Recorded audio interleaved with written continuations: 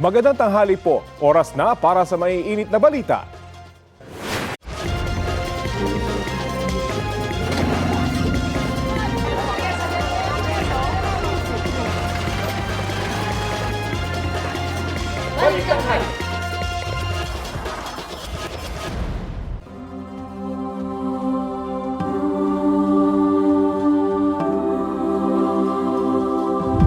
Ngayon pong Martes Santo, nakatutok ang GMA News sa mga pinakasariwang sitwasyon sa ilang paliparan, bus terminal at pantalan.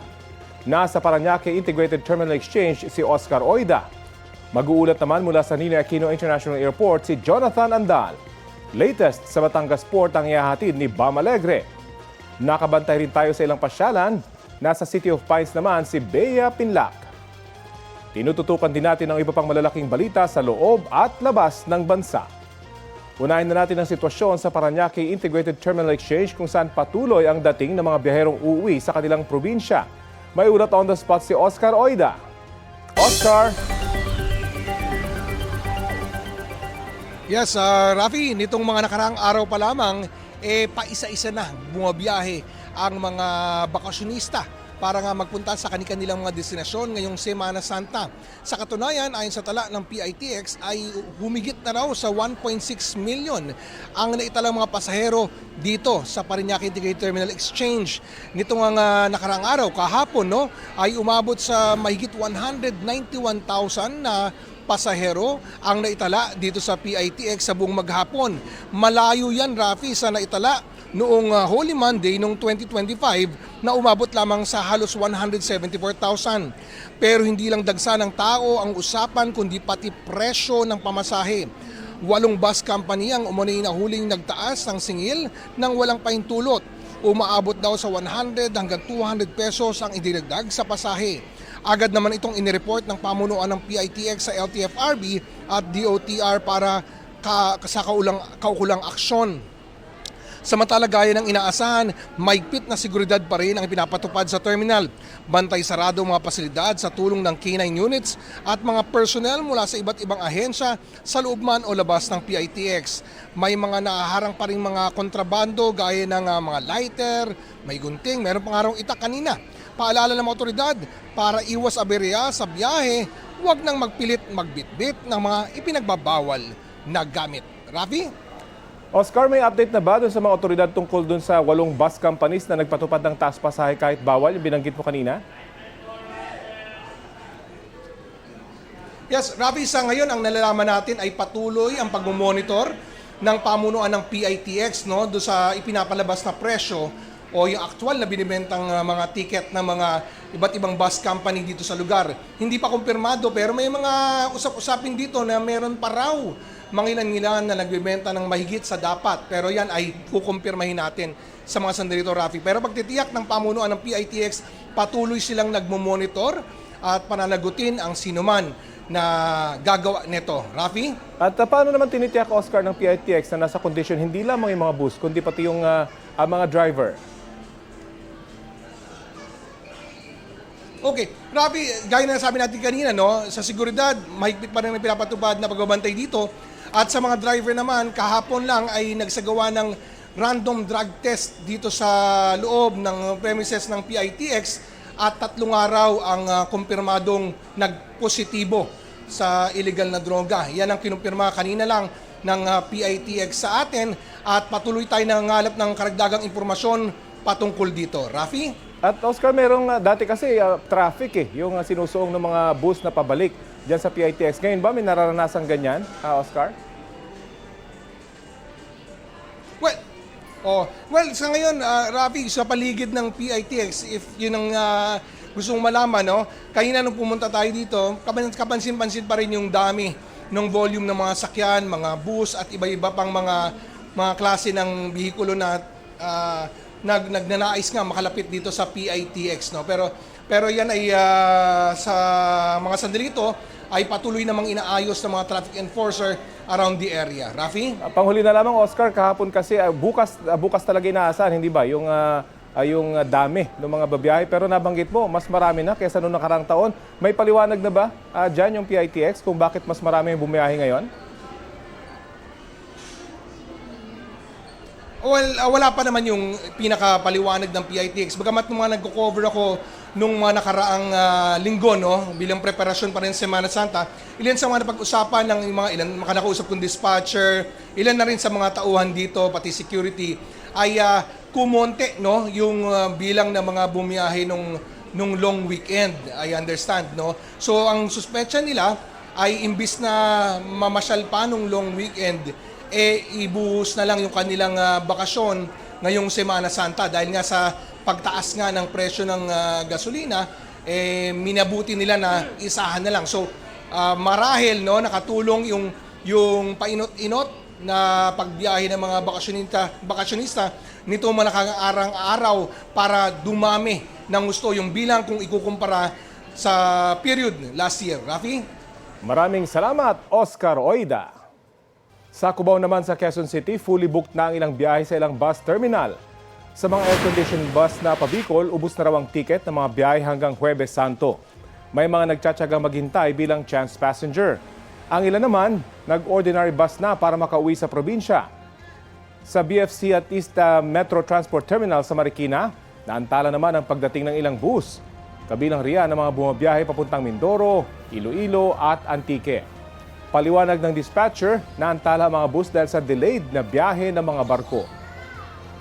Samantala, simula alas 9 ng gabi bukas na Miyerkules Santo, papayagang dumaan ang mga provincial bus sa EDSA para sa Semana Santa. Ayon sa MMDA, tatagal yan hanggang alas 6 ng umaga sa Lunes, April 6. Paalala ng MMDA, bawal pa rin magbaba ng pasahero ang mga provincial bus kung saan-saan. Ang mga bus na galing norte at dadaan sa EDSA, diretso dapat sa mga terminal sa Cubao. Sa Pasay at sa Parañaque Integrated Terminal Exchange naman dapat tumuloy ang mga galing South Luzon. Mga kapuso, malinsangang panahon ang aasahan sa maraming lugar sa bansa ngayong Martes Santo. Ayon sa Pag-asa, posibleng pumalo sa 41 degrees Celsius ang heat index sa Cotabato City, 40 degrees Celsius sa Dagupan, Pangasinan, Tugigaraw, Cagayan, Coron, Palawan, San Jose Occidental, Mindoro, Mambusaw, Capiz at sa La Carlota, Negros Occidental. Dito naman sa Metro Manila, posibleng umabot sa 37 degrees Celsius ang heat index, partikular na sa Pasay. Patuloy na umiiral at nakaapekto sa Northern Luzon ang ridge ng high pressure area. Sa kabila niyan, posible pa rin daw mga local thunderstorms sa ilang lugar. Base sa rainfall forecast ng Metro Weather, ilang panig lang ng Ilocos Region, Cordillera, Zambales, South Luzon, Visayas at Mindanao ang may tsansa ng light to moderate rains sa mga susunod na oras. Mababa naman ang posibilidad ng ulan dito sa Metro Manila.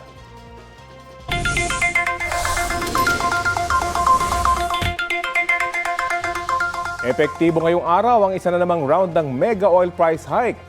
Inanunsyo naman ng Department of Energy na may dumating na libu-libong bariles ng diesel pandagdag supply sa bansa. Narito ang aking report. Higpitan palalo ang sinturon dahil hindi pa tapos ang taas presyo ng produktong petrolyo. Bagamat hindi pa rin pumipreno ang taas presyo, nadagdagan naman daw ang inventaryo ng bansa ayon sa Department of Energy. Dumating na kasi ang 142,000 na bariles ng diesel sa bansa, katumbas ng 22.58 milyon na litro. Bahagi ito ng 1.04 million barrels ng diesel na nakuha ng pamahalaan na inaasang darating sa mga susunod na linggo. Galing ang mga ito sa Malaysia, Singapore, India at Oman. The country's total expected available day supply across all types increased from 45 days to 50.94 days. So ito na yung average natin. Sa kabila nito, pakiusap ng DOE, magtipid pa rin sa krudo at kuryente dahil wala pa rin nakakaalam kung hanggang kailan ang krisis na dulot ng gulo sa gitnang silangan. As a country, this is our major appeal to our fellow Filipinos that we support each other, sama-sama tayo.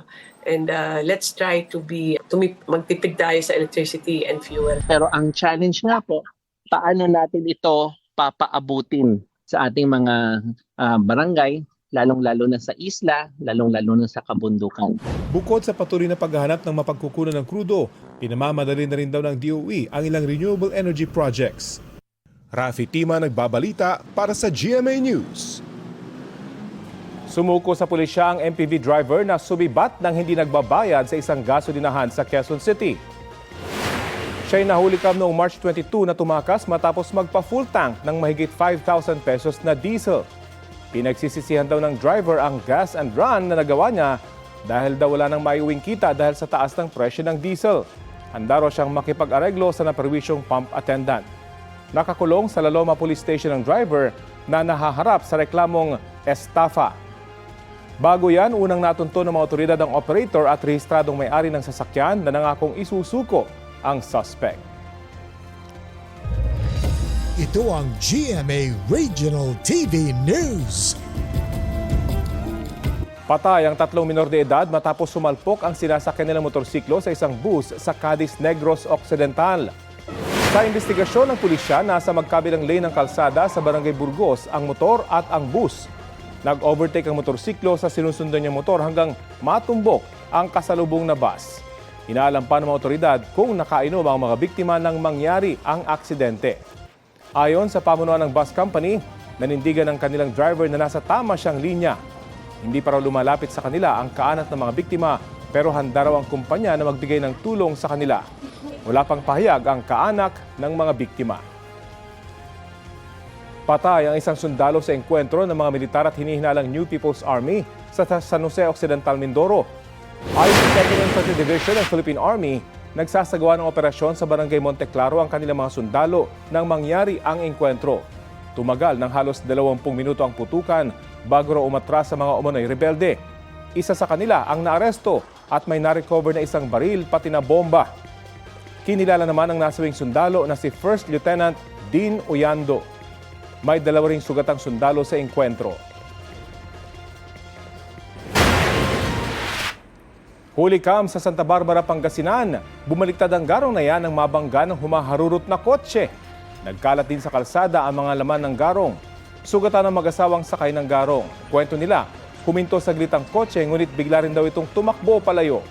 Iniimbestigahan na ang insidente para matukoy at mahanap ang driver ng kotse. Huli ang isang lalaki sa Quezon City matapos makita ng umano'y hindi lisensyadong baril. Ang suspect tumanggi magbigay ng pahayag. Balitang hatid ni James Agustin. Walang kawalan 38 anyos sa lalaki na inaresto ng pulisya matapos maaktuhan na may hawak na baril. Nangyari ang pag-aresto habang nagsasagawa ng anti-criminality patrol ang mga operatiba sa Barangay San Bartolome, Novaliches, Quezon City. Nung lalapitan nga po nila yung suspect natin, balak pa sanang itago. Kaya lang hindi niya alam, yung mga lumapit pala sa kanya, mga pulis pala. Kasi gawa nga na naka-plain clothes lang sila eh. Hinanapan siya ng mga dokumento, nung wala siyang maipakita, inaresto na siya. Nakuha sa suspect ang caliber 38 revolver na kargado ng bala. Ayon sa pulisya, hindi lisensyado ang baril. Inaalam pa nila kung saan ito nabili ng suspect. Pinapabalistik na rin namin yung baril. Baka sakali kasing baka nagamit na yung baril sa ibang krimen. Yung area kasi na yon ng pinaghulihan niya is may mga history na kasi ng mga robbery hold-up dyan, mga theft. Sa imbestigasyon na pag-alaman na dayo lang sa Quezon City ang suspect na residente ng Laguna, tumanggi siya magbigay ng pahayag kaugnay sa nakuwang baril. Nang tanungin kung ano ang ginagawa niya sa lugar. Ay bibisitahin lang po sana. Nakamag-anak. Yun lang po. Wala na po akong masasabi. Maharap ang suspect sa reklamong paglabag sa Comprehensive Firearms and Ammunition Regulation Act. James Agustin, nagbabalita para sa GMA News.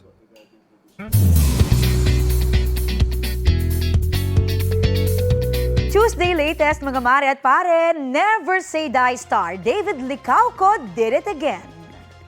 Mabilis natapos ng pambansang Ginoo ang kanyang sinalihang 10K run in just 42 minutes and 41 seconds. Siya ang nanguna sa finish line sa 30 to 34 age group. Top 7 si David sa lahat ng male participants for all age groups at top 9 naman overall sa 1,500 runners. And speaking of getting fit and healthy, nag-register na ba ang lahat para sa Sparkle Run?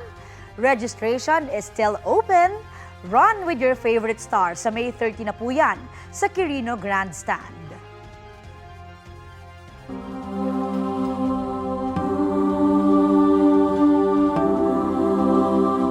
Inaasahan ng Philippine Ports Authority na mas kaunti ang mga pasahero sa Batangas Port o port ngayong Semana Santa dahil sa epekto ng mataas na presyo ng petrolyo. Ang ilang pasaherong bumiyahe na ngayong Martes Santo nahirapan sa ipinapatupad ng online registration assistance system. May ulat on the spot si Bam Alegre. Bam! Rafi, mahigit 2,000 na ang foot traffic dito sa Batangas Port ngayong Martes Santo. Ayon yan sa Port Manager. Nakasanayan na ng pasahero na si John Lastimosa ang dumiretso ng ticketing counter para sa biyahe niya na Puerto Galera. Kaya ngayon kailangan niyang mag-secure ng booking gamit ang ORAS o Online Registration Assistance System. Hindi siya gaano natutuwa. Nauunawaan naman ng pasahero ring si Jessie Lynn Cutara na mahalaga ang oras para mabigyan ng siguradong mga biyahe sa barko ang mga pasahero. Pero ang hiling niya sana mas mabilis ang wifi para sa mga tulad niya na mahina ang data. Noong nakaraang taon, Martes Santo, 25,000 to 27,000 ang foot traffic sa Batangas Port ayon sa General Manager ng Philippine Ports Authority na si Jay Santiago. Pero inaasahan ng PPA na bababa ang turnover ng mga pasahero ngayong taon dahil sa epekto ng oil price hike. May ilang shipping line din daw na nagbawas ng mga biyahe o kaya nagbagal ng andar para makatipid. Narito ang pahayag ng ating mga nakapanayam. Dati, pagpasok ka lang, diretso ka na, doon habol ka. Pagka halimbawa, ang biyahe mong habulin, 9:45.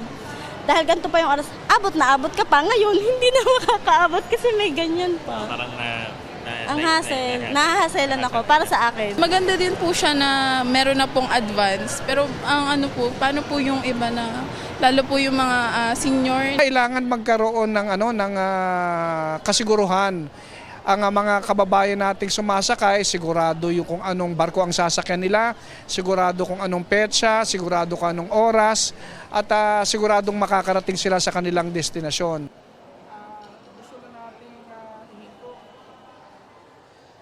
So Rafi, nauunawaan ng PPA na may growing pains kasi test run ito. Itong sinasagawa ngayon dito sa Batangas Port pati sa Lucena Port, second day ngayon. Ngayon sa ating likuran, ito yung mga ticketing counter dito sa Batangas Port. Patuloy yung pagdating ng mga pasahero pero noticeably walang mahabang pila. Kasi once ma-verify sila sa oras, ay pupunta na lang sila rito sa ticketing counter. Sure na yung biyahe at babayaran na lang nila. Ito ang latest na sitwasyon dito sa Batangas Port. Bam Alegre para sa GMA News. Maraming salamat, Bam Alegre.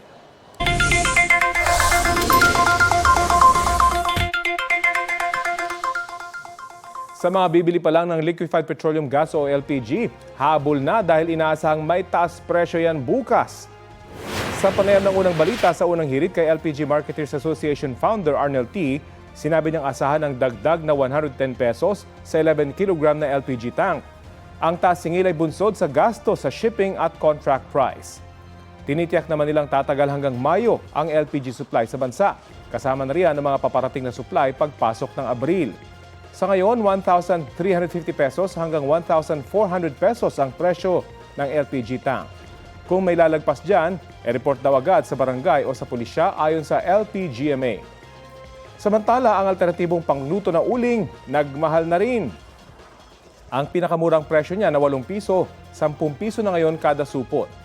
20 pesos naman ang itinaas ng kada sako ng uling na dating 450 pesos. Ayon sa ilang nagtitinda, in demand daw kasi ang uling lalo na sa mga problemado na sa mahal ng LPG.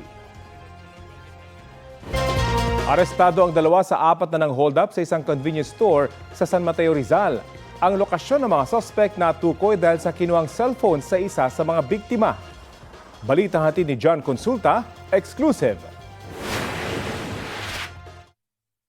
Kita sa CCTV ang pagpasok ng 3 naka-helmet sa isang convenience store sa San Mateo, Rizal at agad pagdeklara ng hold-up. Ang isang babaeng customer napaupo sa sahig.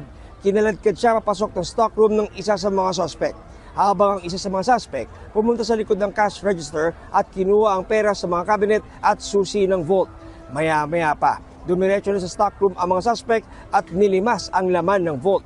Habang ang customer, puwersa ang kinuha ang kanyang relos, singsing at cellphone. Bago tumakas, pinagsisipapa ng isang suspect ang customer papunta sa isang sulok ng kwarto. At may iba pang ninakaw sa establishmento. Kinuha ang mga nasa mall, nakuha din sila ng sigarilyo bago tumakas. Ito yung mga notorious na mga nagnanakaw Marami na silang biniktima mula Taguig, lumabas na sa Taguig, pumunta dito sa Calabarzon at saka sa NCR na ang kanilang area. Kinalaunan, naaresto ang 2 sa 4 na suspect sa Taguig. Na-recover sa kanila ang mga suot na helmet at damit ng mga hold up. Nahulihan din sila ng baril at granada. May plano pa umunong mang hold up ang grupo sa Taguig, pero nasundan sila dahil sa cellphone na kinuha sa isang biktima. Ang isang cellphone na nakuha ay may tracking device.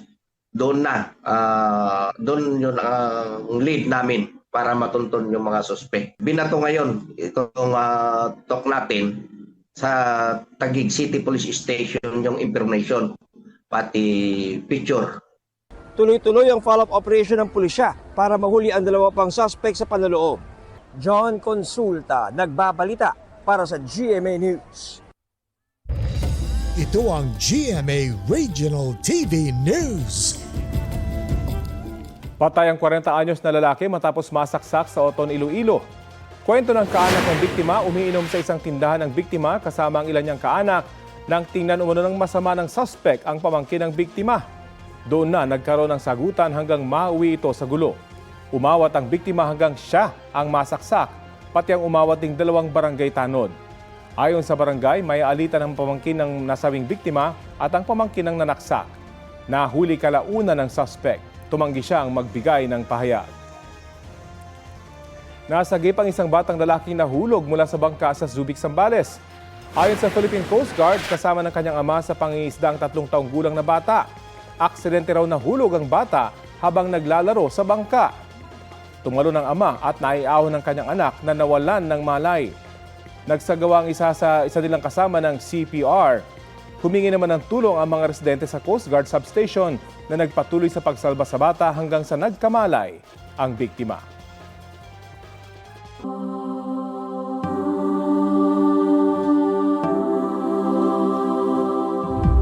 Sa halip ng inaasang chill weather, dama rin ng mga turista sa Baguio City ang tag-init. May ulat on the spot si Bea Pinlac. Bea?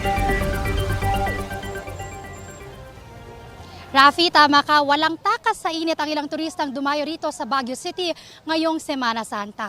Hindi kasi ganun kalamig ang panahon dito sa summer capital ng bansa na ngayon ay nasa 23 degrees Celsius.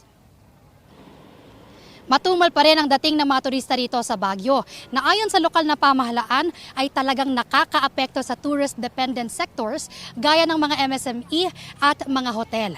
Ang ilang turista naman na tumuloy dito umasa sana sa trademark na cold weather pero ang tumambad sa kanila medyo maalinsangang panahon.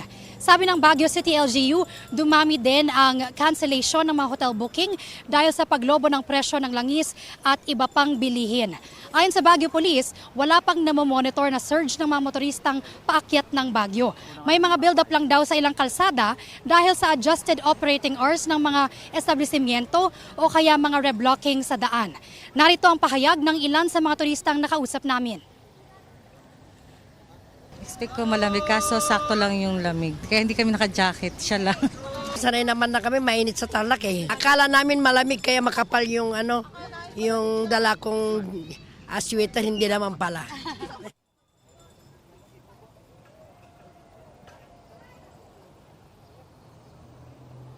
Samantala, Rafi, kahapon inaprubahan ng Baguio City Council ang resolusyon na nagsasailalim sa lungsod sa state of emergency para agarang matulungan ang mga sektor na talagang apektado ng energy crisis. Yan muna ang latest mula rito sa Baguio City. Balik sa iyo, Rafi. Maraming salamat, Bea Pinlac. Kahit mahal ang presyo ng mga produktong petrolyo, prioridad pa rin daw ng Philippine Coast Guard ang pagpapatrolya sa West Philippine Sea. Tinawag namang trap o patibong ni dating Supreme Court Associate Justice Antonio Carpio ang pinag-uusapang joint oil and gas exploration ng Pilipinas at China. Narito ang aking report.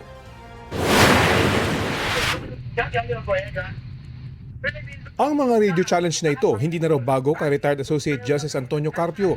Una niya itong narinig nang magtungo siya sa Isla ng Pag-asa. 14 na taon na ang nakakaraan bilang bahagi ng paghahanda para sa isa sa pangkaso ng Pilipinas laban sa 9-dash line ng China. Bagaman ngayon ay nasaksihan mismo ni Carpio kung paano gamitin ng Philippine Coast Guard ang panalo ng Pilipinas sa UN Arbitral Tribunal, nangihinayang siya na dito nagamit agad. We have to move on and make up for lost time. And I think we're in the right track right now. Sa pag-iikot ng PCG Caravan Aircraft sa munisipalidad ng Kalayaan, ipinakita ng Coast Guard kay Justice Carpio kung gaano nakalaki ang iligal na islang itinayo ng China sa Panganiban Reef na nasa loob ng Exclusive Economic Zone ng Pilipinas. Kita rin ang dami ng mga barko ng Chinese Maritime Militia sa Sabina Shoal. Pero ang nakababahala ngayon ayon kay Carpio, ang pag-uusap ng China at Pilipinas para sa joint oil and gas exploration. Joint development is a trap. Because joint development means, you go to the website of China, it says joint development means China owns the gas, the oil, all the natural resources. China has the sovereign rights. That's from the point of view of China. So why will we accept that? Ang PCG tuloy lang naman daw sa kanilang trabaho. Bagaman aminadong apektado sila sa pagmahal ng krudo, ayon sa PCG, hindi nito maapektuhan ang kanilang operasyon sa West Philippine Sea. Ang pag-utos ni Commandant, we prioritized the Coast Guard deployment sa West Philippine Sea, whether para sa barko or sa aircraft. No, we are not going to sacrifice our MDA flight and also our sovereign patrol para siguraduhin ang kaligtasan ng ating mga mangingisdang Pilipino. Sa kabila ng walang tigil na harassment, radio challenge at pati na pagpapalipad ng helicopter, tulad ng nakita ng aming mga piloto sa kanilang radar na sumunod dito sa sinasakyan naming aeroplano ng PCG. Patuloy daw itong mga ganitong domain awareness flight ng Coast Guard para i-gate na Pilipinas at hindi China ang may karapatan dito sa loob ng Exclusive Economic Zone ng bansa. Rafi Tima nagbabalita para sa GMA News. Ito na ang mabibilis na balita. Bumangga sa isang poste sa Mindanao Avenue sa Quezon City ang isang truck na may kargang buhangin. Kwento ng driver na wala ng preno ang truck. Para daw hindi siya makadamay ng ibang motorista, idiniretso na lang niya ang truck sa poste. Ligtas naman ang truck driver. Nasa batang mahigit 6 million pesos na halaga ng hinihinalang shabu sa Lucena, Quezon. 2 ang arestado sa buy-bust operation ng mga pulis. Inihahanda na ang reklamong isasampa laban sa 2. Wala silang pahayag. Update po tayo sa paghahanda ng DOTR ngayong Semana Santa. Kausapin natin si DOTR Undersecretary for Road Transport and Infrastructure, Mark Steven Pastor. Magandang umaga at welcome po sa Balitang Hali. Magandang umaga po, Sir Rafi, at saka sa mga nakikinig at nanonood sa atin ngayon. Opo, ano po yung parusa na ipapataw sa mga napaulat na insidente ng unauthorized na taas pasahe ng ilang bus company? Ito po, na-issuehan na po ng show cause order ng ating LTFRB at kung ano po yung magiging penalty po nila, no, that will depend on their explanation po na gagawin. At ito po will be evaluated by our LTFRB. Maaari po itong multa, maaari pong suspension o rebukasyon ng prangkisa. So identified na po itong mga bus companies na po. Ilan po yung kumpanyang ito? 8 po, Sir Rafi. We have already identified them.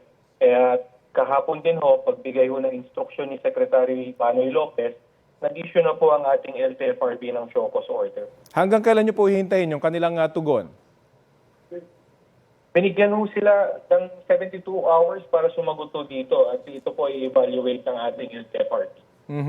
Base po sa inyong monitoring, may nakita ba kayong pagbaba sa bilang ng mga kababayan nating bumabiyahe pa probinsya o nadagdagan? Para po sa road base natin, Sir Rafi, no, particular dito sa PITX, nung Sunday po, nagpunta ho tayo, ang mga pasahero po nasa 178,000. Pag ikukumpara natin last year, nadagdagan po ito ng 13,000 dahil last year po 165,000 lang. So marami pa rin ho talaga tayong mga kababayan na bumabiyahe.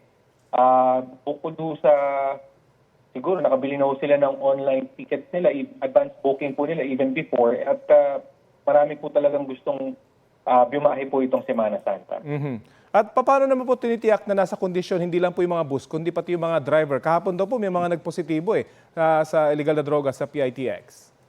Tama po. Katulad doon nung lagi natin ginagawa pag may mga long weekends po tayo, nagkakanda po tayo ng random drug testing sa ating mga drivers para masigurado pong nasa tama po silang kondisyon sa pagmamaneho. At bukod po dito, in-inspect din ho natin yung mga public utility vehicles. Titingnan ho natin kung recap ho yung gulong, kung nasa tamang kondisyon po. At Bukod po dito, yung ating mga enforcers, particular sa LTO, umiikot po sa mga terminals. Nagdadala rin po sila ng drug and bomb sniffing dogs upang matiyak po na ligtas po yung ating mga pasahero pag sila po ay bibiyahe. Kumusta po yung ating mga major road networks? May mga sagabal pa bang roadworks na pwede makaantala po sa biyahe ngayong Semana Santa? For the roadworks po, kami po ay nakipag-ugnayan sa MMDA at sa DPWH. Lahat po nung may construction ngayon, ang alam ko po natapos na po o ihihinto po yung iba para po to give way for the travel this coming weekend po. Mapunta naman po tayo sa mungkahing carpooling program ng MMDA. Paano magiging sistema nito? Binabalangkas pa po ng LTFRB at ng MMDA kung ano po yung magiging parameters po dito. Basta ang binanggit po sa atin ng ating mga kasamahan sa LTFRB at MMDA na hihigpitan daw po nilang implementasyon na ito para hindi po maabuso sa tinatawag dating colorum operations.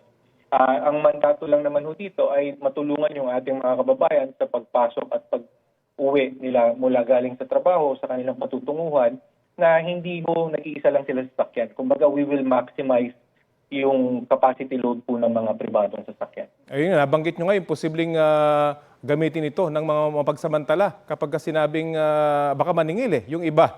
Paano ito mapipigilan?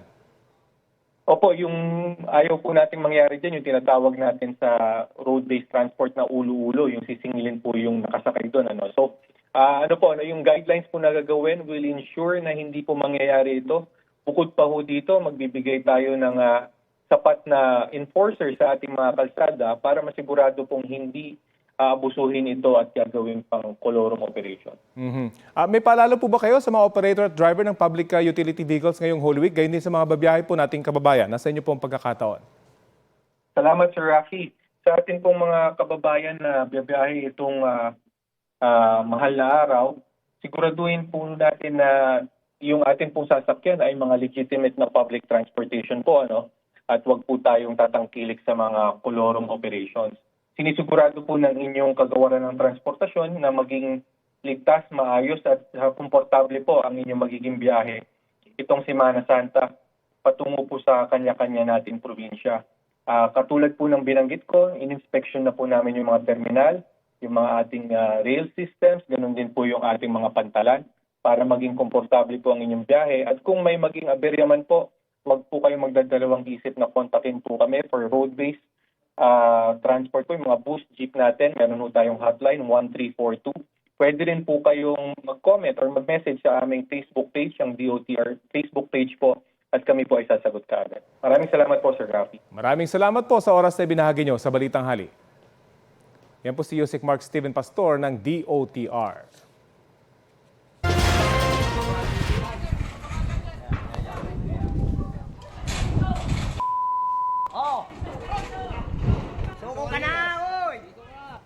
Umabot na sa bubong ang pag-aresto ng mga pulis sa lalaking yan sa Navotas. Sa isang punto, nagtaas na siya ng mga kamay at tila susuko pero tumakas pa rin at nakipagpatintero sa mga otoridad. Habang nakatalikod siya, sinunggaban siya ng isang pulis at nahuli. Ang lalaki matagal nang wanted dahil sa kaso ng pagpatay at may kinalaman sa iligal na droga. Siya raw ang fourth most wanted sa Kamanava. Itinanggi ng suspect ang mga paratang at sinabing nagulat lang siya nang hinuhuli siya ng mga pulis.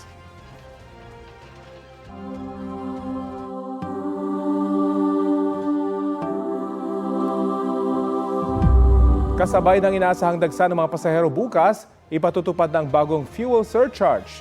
May bagong terminal assignment din ng ilang airlines sa Ninoy Aquino International Airport. May ulat on the spot si Jonathan Andal. Jonathan? Rafi, sa mga oras na ito ay hindi pa dagsa yung mga pasahero dito sa NAIA Terminal 3. Kung makikita mo sa likod ko, hindi pa po pila yung mga check-in counter ng isang malaking airline dito na may domestic at international flight. Nakatulong sa pagbawas ng pila yung mga Nakikita po ninyo sa inyong screen na self-check-in kiosk kung saan pwede ang pasahero na mismo ang mag-print ng kanilang boarding pass at bag tag.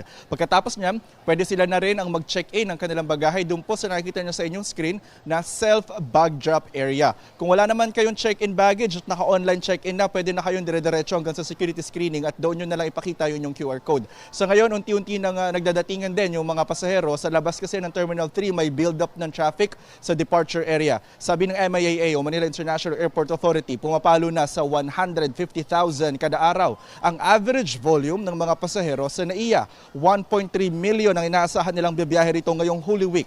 Sabi ng MIAA, hindi pa naman ramdam sa NAIA ang epekto ng State of National Energy Emergency. Pero na lang sa pamasahe sa eroplano na simula bukas, magtataas na dahil sa fuel surcharge mula sa kasalukuyang level 4.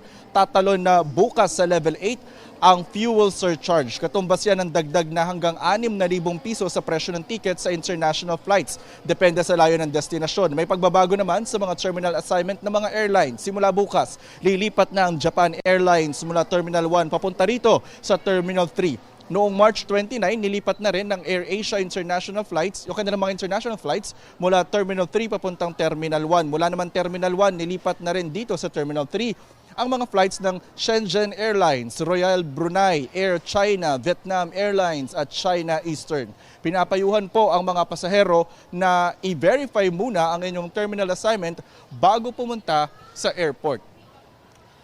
Rafi, kung susumahin, mga 6 na airlines yung nalipat ngayon dito sa Terminal 3. So marami-rami po yun. Ito pong Terminal 3 ang nag-a-accommodate ng pinakamaraming pasahero sa 3 terminal dito sa Ninoy Aquino International Airport. Ang sabi ng MIAA, kung kayo po ay babiyahe, dapat 2 oras bago yung flight. Nandito na kayo sa airport. Pero ilang mga nakausap kong pasahero dito, para makasiguro 5, 6, 4 na oras bago yung kanilang flight, nandito na sila sa NAIA.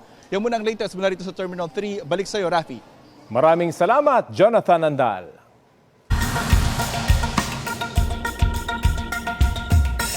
Nagkasunog sa isang oil refinery sa Haifa, Israel. Huli kamang pagbagsak sa oil refinery ng debris mula sa isang missile na nasalag umano ng Iron Dome ng Israel. Hindi pa malinaw kung galing sa Iran ang pag-atake o sa kaalyado nitong Hezbollah sa Lebanon. Ayon sa mga responding bumbero, ang tinama ng debris ay isang gasoline storage tank. Walang naiulat na nasaktan. Ayon sa Israel Energy Ministry, hindi naman nasira ang mismong pasilidad at hindi apektado ang produksyon ng oil refinery.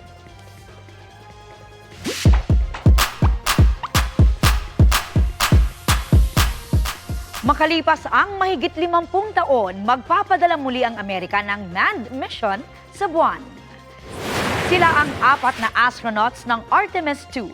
Nasa final phase na sila ng paghahanda sa Florida sa Amerika para sa 10 araw na pagbisita sa buwan. Naka-pre-flight quarantine sila ngayon. Mahigit 2 taon ang kanilang training para sa moon mission. Nilinaw ng NASA na walang gagawing moon landing. Susubukan daw ng mission na ito na makapagtala ng bagong record sa pinakamalayong narating ng tao sa labas ng Earth. Matitesting din ang kapasidad at kakayahan ng life support system, navigation, communication at heat shield ng crew capsule. Bukas April 1 ang pinakamaagang target na malunsad ang moon mission ng Artemis II. Target din ng China na makapagsagawa ng manned mission sa buwan sa 2030.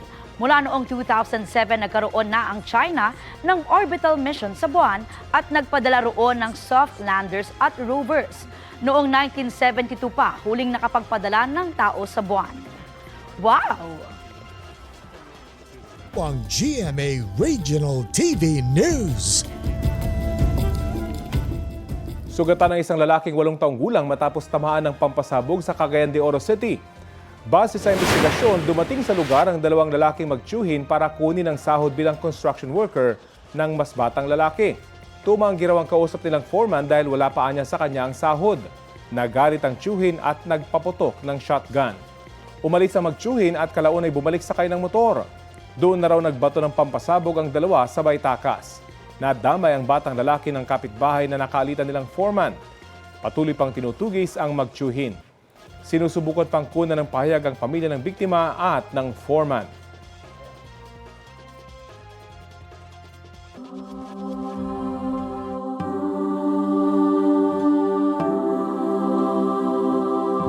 Kaugnay pa rin sa sitwasyon sa mga pantalan sa bansa, kausapin natin si Philippine Ports Authority spokesperson Eunice Samonte.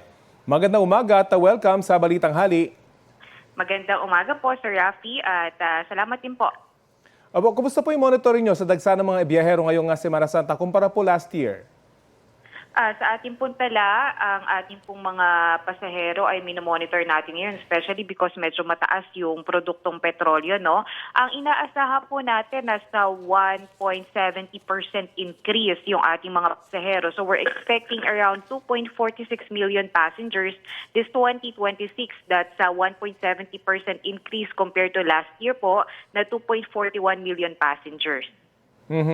Kumusta naman po yung kaligtasan ng ating mga barko at kumusta yung karagatan ng kanilang biyahe? Wala naman pong mga possible disruptions? Sa ngayon po, good news, wala pa naman po tayo natatanggap na mga possible disruption. Bagamat we're monitoring po dahil sa ngayon po medyo maganda ang panahon, mainit naman po and wala pa naman mga weather disturbances. If meron naman po tayong mga nakaprepare na hot meals para sa mga pasahero.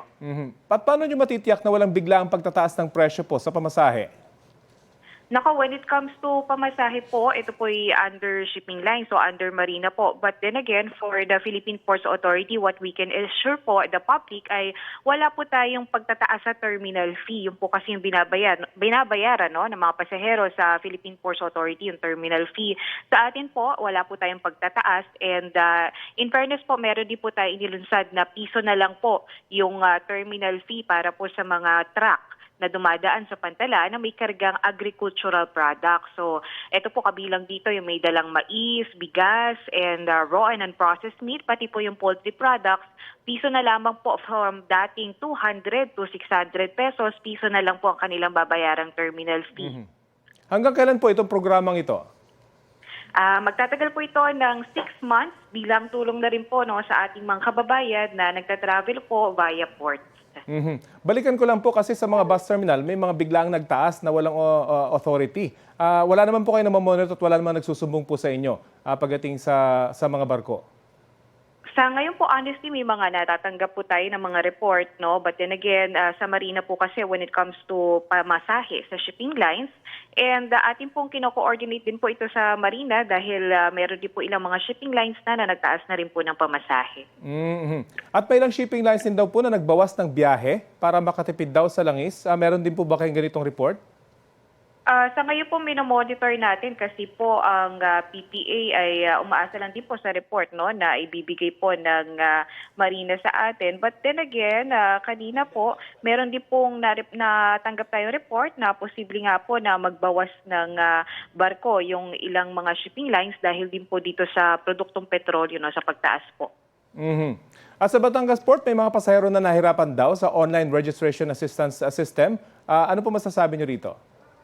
That's correct po. Meron po tayo kasing inilaunch o pinatupad last week yung online registration assistance system. Kasi for the longest time, wala pong organisadong sistema sa pagdating sa pagbili ng ticket. So, ang nangyayari po kasi, yung mga pasahero natin nag-aantay sa labas ng pantalan dahil po sa pila sa pagbili ng ticket. So ngayon po, tinatry natin na magkaroon ng sistema which is ito pong oras.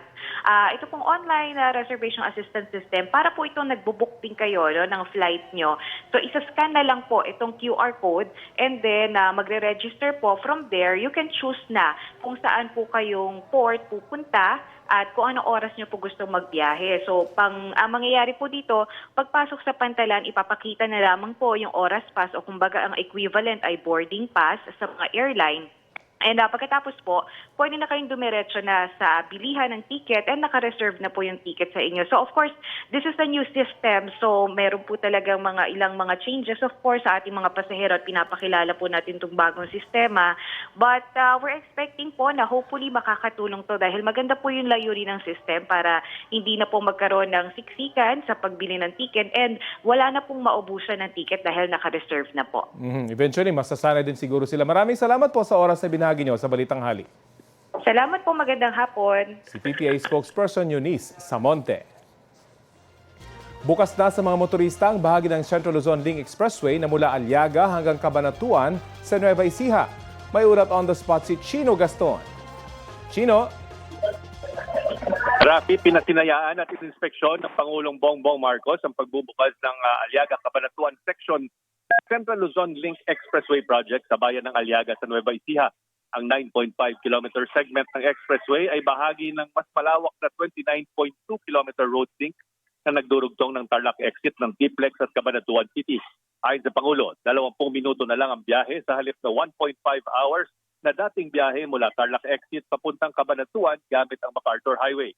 Malaking bagay daw sa kasalukuyang panahon ang bawas ng oras ng biyahe dahil bawas din ang konsumo ng fuel. Mababawasan din daw ang transport cost ng bigas mula Nueva Ecija na isang major producer ng palay sa bansa. Narito ang pahayag ng Pangulo.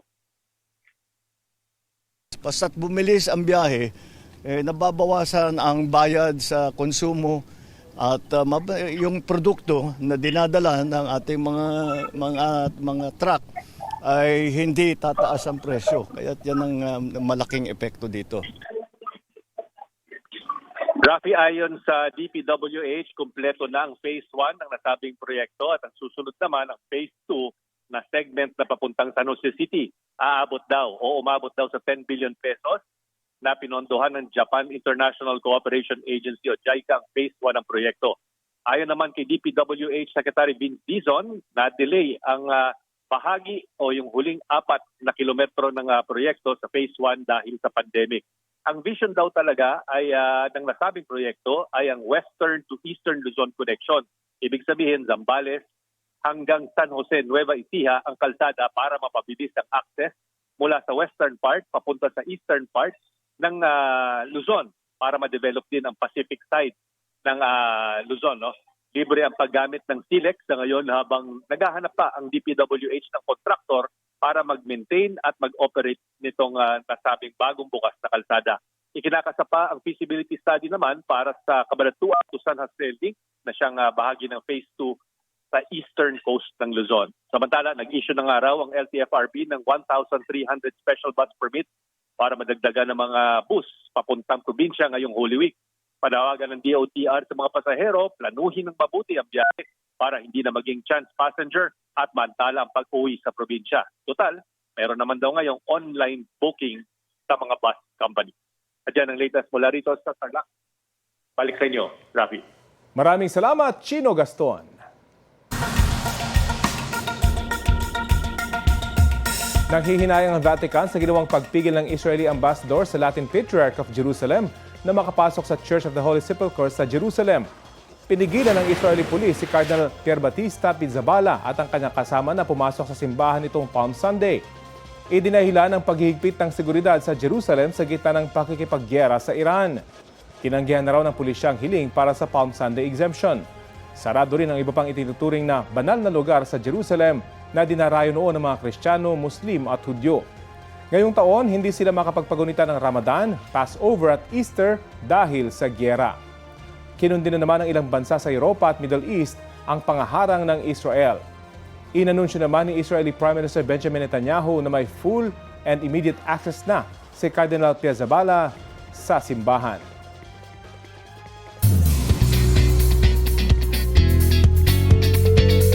Kapuso actress Kylie Padilla is ready for some action. Para yan sa pagbibidahan niyang action drama series na Task Force Firewall.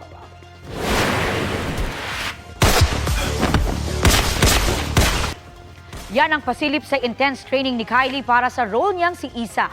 Truly amazing ang bilis at skills ni Kylie sa paggamit ng iba't ibang armas. Abangan ang Task Force Firewall sa GMA. Wala pa mang pagtaas ngayon, nakamba ang pagmahal ng ilang pangunahing produkto ayon sa Department of Trade and Industry. May ulat on the spot si Maki Pulido. Maki? Actually, Rafi, nag-ikot nga ng dalawang malalaking grocery chains si DTI Secretary Cristina Roque para ipakita yan. Ipakita sa publiko na wala pang pagtaas sa presyo ng basic commodities and prime or basic necessities and prime commodities. Ito yung nasa 205 products na canned goods, processed milk, coffee, instant noodles, asin, detergent soap, bottled water at condiments na binabantayan ang presyo ng DTI. Ilang ulit Pilit iginiit ni Roque na walang pagtaas sa presyo at stable ang supply ng mga ito. Batay na rin daw sa pakikipagpulong niya sa mga manufacturers. Ang isa sa binisitang grocery ni Roque ay mas mababa pa ang ilang produkto kumpara sa suggested retail price. Ang presyong ito dapat sinusunod hindi lang sa Metro Manila kundi sa probinsya kung saan ramdam na ang epekto ng transportation at logistics cost ng mga grocery items. Ang mahalaga raw sa ngayon, sabi na rin ni Roque, bago mamili, i-check ang listahan ng mga basic necessities at prime commodities. Ito ay nakapaskil sa mga grocery store at nakapost din sa DTI website at sa kanilang social media page. Pero sabi ni Roque, hanggang April 15 lang ang pagtitiyak na ito. Posible na sa April 16, may mga produkto nang magkaroon ng price adjustment. Hindi pa lang niya masabi kung ano ang mga ito. Ganun pa man, may mga manufacturer din naman daw na nagsabing sa buwan ng Mayo pa sila magpapatupad ng price adjustment. Sabi ni Roque, aabisuhan nila ang publiko kung meron ng pagtaas ng presyo. So, stable daw so far ang presyo, maging ang supply ng pagkain, kaya walang dahilan para mag-panic at mag-panic buying. Rafi? Maraming salamat, Maki Pulido. Yan po ang mainit na balita ngayong tanghali. Rafi Tima po. Kasama niyo rin po ako, Aubrey Carampel. Ito ang GMA News. Walang kinikilingan, walang pinoprotektahan. Noon at ngayon, serbisyong totoo.